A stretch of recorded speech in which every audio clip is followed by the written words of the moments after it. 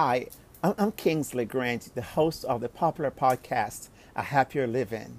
And I am here from Relationship Health and Wellness today to give you the tip of the day.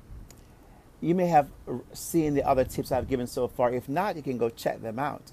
But today's tip has to do with trying to stop mental distractions. Now, and this is the difficult part. It's not easy, but it's necessary. It's important. By that I mean is to have the mind everywhere else but listening to what's being said to you. For example, you're in a conversation with somebody and your mind is all over the place. Has that ever happened to you? Or maybe you are checking out. You're just not there. Your mind is on what's the next thing to say. You're not listening. You're waiting your turn. So some people, what they do instead of listen, they wait. They're waiting their turn to then jump right in and either interrupt or take the conversation in the direction they want to take it, and now it becomes about them. They're not taking the time to listen. That's not going to be helpful in developing better interpersonal skills. As a matter of fact, it could be detrimental to your relationships, whether it's family relationships or business relationships. So how do you do that?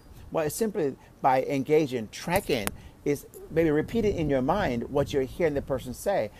And better still, every so often, pause and check in and ask the person, can I just make certain that I'm hearing what you're saying, and check in and say, do you repeat back what you've heard and see what the person say?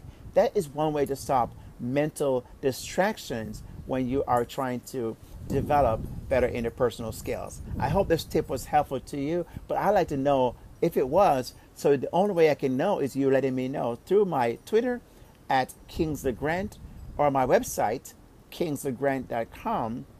You can subscribe to my email or just email me there. And also to my Facebook at Relationship Health and Wellness. These are just ways you can contact with me. And I'd love to hear from you what these tips of the day are like for you and how it's helping you. And so that we can continue this conversation. Okay? So until then, cheers and God bless.